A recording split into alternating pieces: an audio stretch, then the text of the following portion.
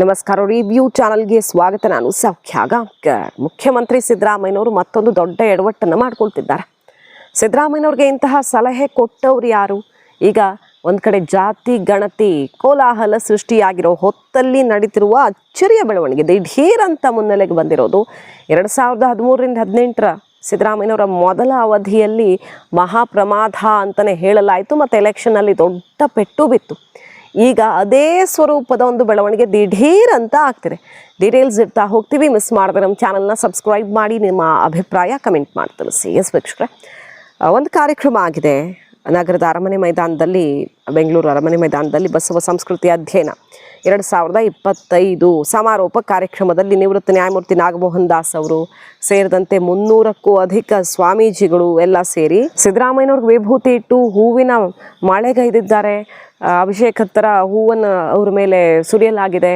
ಆಮೇಲೆ ಸಿದ್ದರಾಮಯ್ಯನವರು ಕೇಂದ್ರಕ್ಕೆ ಶಿಫಾರಸು ಮಾಡ್ತೀನಿ, ಬಸವ ಮೆಟ್ರೋ ಅಂತ, ನಮ್ಮ ಮೆಟ್ರೋಗೆ ಬಸವ ಮೆಟ್ರೋ ಅಂತ ಇಡೋದಕ್ಕೆ ನಮಗೆ ಅಧಿಕಾರ ಇದ್ದಿದ್ರೆ ನಾವೇ ಇಟ್ಟುಬಿಡ್ತಿದ್ವಿ ಈ ಭಾಗದಲ್ಲಿ ದೊಡ್ಡ ಕ್ರಾಂತಿಗೆ ಕಾರಣ ಆದವ್ರನ್ನ. ಆದರೆ ಕೇಂದ್ರ ಸರ್ಕಾರ ನಿರ್ಧಾರ ಮಾಡಬೇಕು, ಶಿಫಾರಸು ಅಂತೂ ಮಾಡ್ತೀನಿ ಅಂತ ಬೇರೆ ಹೇಳಿರೋದು ಈಗ ಅತ್ಯಂತ ಕುತೂಹಲಕ್ಕೆ ಕಾರಣ ಆಗಿದೆ. ಈ ಹೊತ್ತಲ್ಲಿ ಮತ್ತೆ ಪ್ರತ್ಯೇಕ ಲಿಂಗಾಯತ ಧರ್ಮ ಅನ್ನೋ ವಿಚಾರ ಜೋರಾಗಿ ಮುನ್ನೆಲೆಗೆ ಬರ್ತಿದೆ.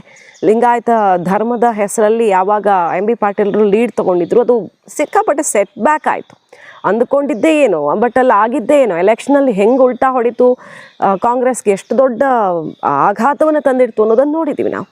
ಈಗ ಮತ್ತೆ ಈ ಪ್ರತ್ಯೇಕ ಲಿಂಗಾಯತ ಧರ್ಮ ಕೂಗು ಹೆಂಗೆ ಎದ್ದಿದೆ ಅಂದರೆ ನೋಡಿ, ಇಲ್ಲಿ 301ಕ್ಕೂ ಹೆಚ್ಚು ಸ್ವಾಮೀಜಿಗಳು ಸನ್ಮಾನ ಮಾಡ್ತಾರೆ. ಪ್ರಬಲ ಲಿಂಗಾಯತ ಸಮುದಾಯ ನಿಮ್ಮೊಂದಿಗಿದೆ ಅನ್ನೋ ಸಂದೇಶವನ್ನು ರವಾನಿಸ್ತಾರೆ. ಲಿಂಗಾಯತ ಮಠಾಧಿಪತಿ ಒಕ್ಕೂಟ ಅಧ್ಯಕ್ಷ ಬಾಲ್ಕಿ ಬಸವಲಿಂಗ ಪಟ್ಟದೇವರು ಸ್ವಾಮೀಜಿ ಮಾತನಾಡ್ತಾರೆ. ಏನಂತ, ಮುಂಬರೋ ದಿನಗಳಲ್ಲಿ ಲಿಂಗಾಯತ ಪ್ರತ್ಯೇಕ ಧರ್ಮ ಆಗತ್ತೆ. ಸಿದ್ದರಾಮಯ್ಯನವರು ಲಿಂಗಾಯತ ಧರ್ಮಕ್ಕೆ ಸ್ವತಂತ್ರ ಧರ್ಮ ಅಂತ ಈಗಾಗಲೇ ಮಾನ್ಯತೆ ಕೊಟ್ಟು ಮುದ್ರೆ ಒತ್ತಿ ಕೇಂದ್ರಕ್ಕೆ ಕಳಿಸ್ಕೊಟ್ಟಿದ್ದಾರೆ. ಅಲ್ಲಿನ್ನೂ ಸಿಕ್ಕಿಲ್ಲ ಅನ್ನುವಂಥ ವಿಷಯವನ್ನು ಸಿದ್ದರಾಮಯ್ಯನವರಿದ್ದ ವೇದಿಕೆಯಲ್ಲಿ ಮತ್ತೆ ಸ್ವಾಮೀಜಿಗಳು ಜೋರಾಗಿ ಎತ್ಕೊಂಡಿರೋದು. ಸಿದ್ದರಾಮಯ್ಯನವರು ಎದೆ ಸೀಳಿದ್ರೆ ಬಸವಣ್ಣನೇ ಕಾಣ್ತಾರೆ. ಅವರೊಬ್ಬರು ಕಳಂಕರಹಿತ ಪ್ರಾಮಾಣಿಕ ರಾಜಕಾರಣಿ. ವಚನ ಸಂವಿಧಾನದ ಮೂಲಕ ಸರ್ಕಾರ ನಡೆಸಿದ ಸಿದ್ದರಾಮಯ್ಯ ಆಡಳಿತ ಕಾಲವನ್ನು ಸುವರ್ಣಾಕ್ಷರದಲ್ಲಿ ಬರೆದಿಡಬೇಕು. ಈ ಹಿಂದೆ ಸಿದ್ದರಾಮಯ್ಯನವರು ರಾಜ್ಯ ಪ್ರವಾಸ ಶುರು ಮಾಡಿದ್ದು ಕೂಡ ಬಸವ ಕಲ್ಯಾಣದಿಂದ ಅಂತೆಲ್ಲ ಅವ್ರು ನೆನಪು ಮಾಡಿಕೊಂಡು ಸಿದ್ದರಾಮಯ್ಯನವರು ಪ್ರತ್ಯೇಕ ಧರ್ಮ ಸ್ಥಾನಮಾನವನ್ನು ಕೊಡಿಸುವ ಲಿಂಗಾಯತ ಧರ್ಮ ಮುದ್ರೆ ಹೊತ್ತು ಕೆಲಸ ಮಾಡಿದ್ದಾರೆ. ಕೇಂದ್ರ ಅದನ್ನು ಓಕೆ ಮಾಡಬೇಕಷ್ಟೇ ಈಗ ಅಂತೆಲ್ಲ ಸಂದೇಶ ಕೊಟ್ಟಿದ್ದಾರೆ. ಕೂಡಲ ಸಂಗಮ ಬಸವ ಜಯಮೃತ್ಯುಂಜಯ ಸ್ವಾಮೀಜಿ ಮಾತನಾಡಿ, ಬಸವನ ಚಳುವಳಿ ಸೋಲಲ್ಲ, ಸೂರ್ಯಚಂದ್ರ ಇರೋ ತನಕ ನಿರಂತರವಾಗಿರುತ್ತೆ. ಶರಣರು ಬೀದಿಗಿಳಿದು ಬಯಲಾಗಿರುವಂತಹ ಸಮಾಜವನ್ನು ಕಟ್ಟೋ ಕೆಲಸ ಮಾಡಿದಾಗ ನಮ್ಮ ಚಳುವಳಿಗೆ ಅರ್ಥ ಬರುತ್ತೆ ಅನ್ನೋ ಸಂದೇಶ ಕೊಟ್ಟಿದ್ದಾರೆ. ನೋಡಿ, ಸಿದ್ದರಾಮಯ್ಯನವ್ರನ್ನ ಬೇರೆ ಬೇರೆ ಸ್ವಾಮೀಜಿಗಳು ಹೊಗಳ್ತಾ ಹೋಗ್ತಾರೆ. ಲಿಂಗಾಯತ ಸಮುದಾಯದ ಸ್ವಾಮೀಜಿಗಳು ಧಾರವಾಡ ವಿವಿಗೆ ಅಕ್ಕ ಮಹಾದೇವಿ ವಿವಿ ಅಂತ ಹೆಸರಿಟ್ಟರು. ಸಿದ್ದರಾಮಯ್ಯ ಸರ್ಕಾರಿ ಕಚೇರಿಗಳಲ್ಲಿ ಬಸವಣ್ಣನವರ ಭಾವಚಿತ್ರ ಅಳವಡಿಸೋದಕ್ಕೆ ಆದೇಶ ಕೊಟ್ಟಿದ್ದು ಇದೇ ಸಿದ್ದರಾಮಯ್ಯ. ಮತ್ತು ಅಲ್ಲಮಪ್ರಭು ಹೆಸರನ್ನು ಉದ್ಯಾನವನಕ್ಕೆ ಇಟ್ಟಿದ್ದರಿಂದ ಹಿಡಿದು ಸಿದ್ದರಾಮಯ್ಯನವರ ಕೊಡುಗೆ ಸಮುದಾಯಕ್ಕೆ ಎಷ್ಟು ದೊಡ್ಡದಿದೆ ಮತ್ತು ಇಡೀ ಸಮುದಾಯ ಸಿದ್ದರಾಮಯ್ಯನವ್ರ ಬೆನ್ನಿಗಿದೆ ಅಂತ ಅವರು ಶ್ಲಾಘಿಸ್ತಾ ಹೋಗ್ತಾರೆ. ಎಂ ಬಿ ಪಾಟೀಲರು ಆ ಕಾರ್ಯಕ್ರಮದ ಆಕರ್ಷಣೆಯಾಗಿದ್ದರು. ಸೊ ಎಂ ಬಿ ಪಾಟೀಲರನ್ನ ಮತ್ತೆ ಸಮುದಾಯದ ಬಲದ ಮೂಲಕ ಮುಂಚೂಣಿಗೆ ತರೋ ಪ್ಲ್ಯಾನ್ ಆಯಿತು. ಡಿ ಕೆ ಶಿವಕುಮಾರ್ ಅವ್ರಿಗೆ ಸೆಡ್ ಹೊಡೆಯೋದಕ್ಕೆ, ಅಥವಾ ಇನ್ನೊಂದು ರೀತಿಯಲ್ಲಿ ಆಕ್ರೋಶ ಕೇಳಿ ಬರ್ತಿರೋದೇನು, BJPಗರೆಲ್ಲ ಶುರು ಮಾಡ್ತಾರೆ. ಈಗ ಲಿಂಗಾಯತ ಸಮುದಾಯ, ವೀರಶೈವ ಲಿಂಗಾಯತ ಅಂತ ಒಡೆಯೋದು, ಪ್ರತ್ಯೇಕ ಧರ್ಮ ಅಂತ ಮಾಡೋದು, ಆ ಮೂಲಕ ದೊಡ್ಡ ಸಂಖ್ಯೆಯಲ್ಲಿರುವಂಥ ಲಿಂಗಾಯತರನ್ನು ಮೂಲೆಗುಂಪು ಮಾಡೋದು ಇವರ ಪ್ಲ್ಯಾನು ಅನ್ನೋದು ಮತ್ತೆ ಶುರುವಾಗ್ತಿದೆ ಕೂಗು. ಸಿದ್ದರಾಮಯ್ಯನವರು ಮತ್ತೆ ಪ್ರತ್ಯೇಕತೆಯನ್ನು ತೋರಿಸಿ ಎರಡು ಪ್ರಮುಖ ಸಮುದಾಯಗಳು, ಒಕ್ಕಲಿಗ ಮತ್ತು ಲಿಂಗಾಯತ, ಎರಡನ್ನೂ ಕೂಡ ಮೂಲೆಗುಂಪು ಮಾಡೋದಕ್ಕೆ ಏನೇನು ಮಾಡಬೇಕೋ ಅದನ್ನೆಲ್ಲ ಮಾಡ್ತಿದ್ದಾರೆ ಅಂತ ಆಕ್ರೋಶ ಶುರುವಾಗ್ಬಿಟ್ಟಿದೆ. ಯಾಕಿದು ಮತ್ತೆ ಪ್ರತ್ಯೇಕ ಲಿಂಗಾಯತ ಧರ್ಮದ ಕೂಗು? ಪಂಚ ನಿರ್ಣಯಗಳನ್ನು ತಗೊಂಡಿದ್ದಾರೆ ಇಲ್ಲಿ. ಏನಂತ, ಬೌದ್ಧ, ಜೈನ, ಹಿಂದೂಗಳು, ಸಿಖ್ ಧರ್ಮದವರಂತೆ ಲಿಂಗಾಯತರಿಗೆ ಸರ್ಕಾರಿ ಸವಲತ್ತು ಸಿಗಬೇಕು, ಅಲ್ಪಸಂಖ್ಯಾತರ ಮಾನ್ಯತೆ ಸಿಗಬೇಕು, ನಮಗೆ ಮೀಸಲಾತಿ ದೊರೆಯಬೇಕು, ಧರ್ಮದ ಒಂದು ಸ್ಥಾನಮಾನ ಸಿಕ್ಕಿ, ಸಮಾನತೆ, ಸಹೋದರತೆ, ಮಾನವೀಯ ಮೌಲ್ಯಗಳ ನಿಜ ಧರ್ಮವೇ ಲಿಂಗಾಯತ ಧರ್ಮ, ಎಲ್ಲರನ್ನೂ ಉಪಪಂಗಡಗಳನ್ನು ಅಪ್ಪಿಕೊಂಡು ಸಾಕ್ತಾ ಇದೆ ಧರ್ಮ ಅಂತೆಲ್ಲ ಸುಮಾರು ನಿರ್ಣಯಗಳನ್ನು ತಗೊಂಡಿದ್ದಾರೆ.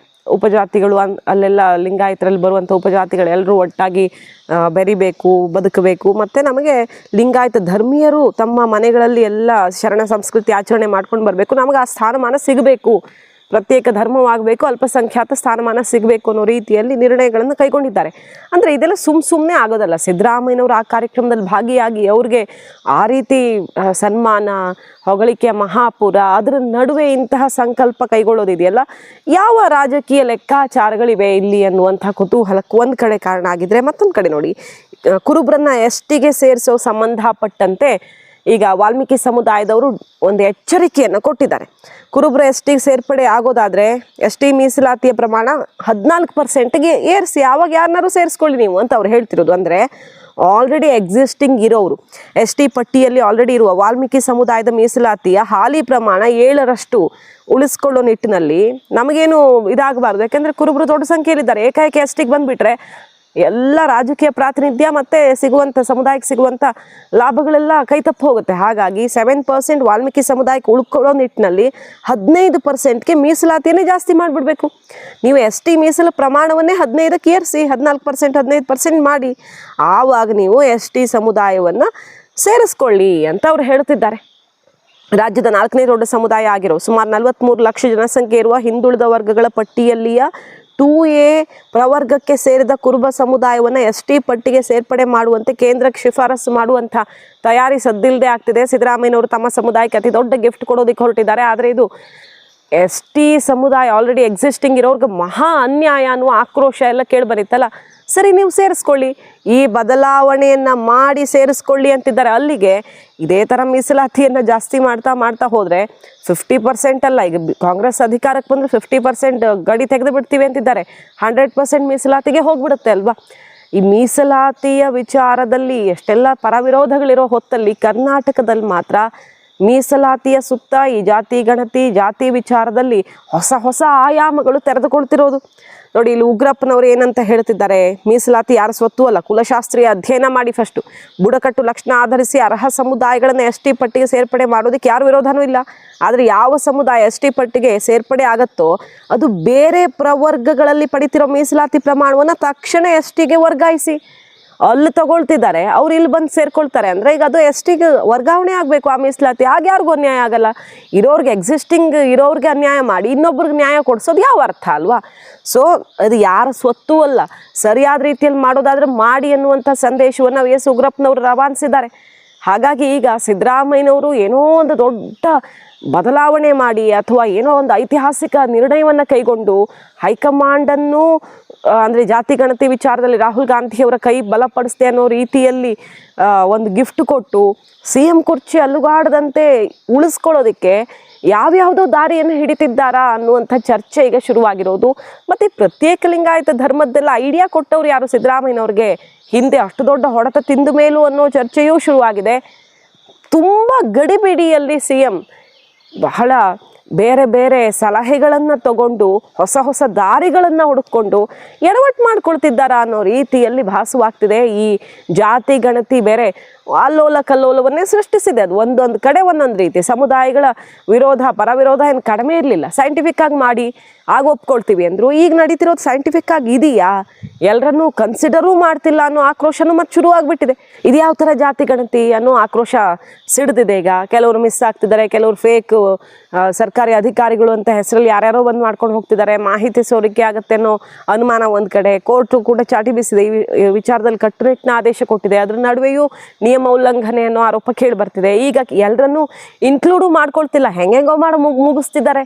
ಅಷ್ಟು ಮನೆ ತೋರಿಸ್ತಿದ್ದಾರೆ, ಆ ಮನೆಯಲ್ಲಿರೋ ಹೊಸ ಸದಸ್ಯರು ಮತ್ತು ಬಾಡಿಗೆದಾರರನ್ನು ಕನ್ಸಿಡರ್ ಮಾಡ್ತಿಲ್ಲ ಅಂತೆಲ್ಲ ಇಲ್ಲಿ ಕೇಳಿ ಬರ್ತಿರೋದು.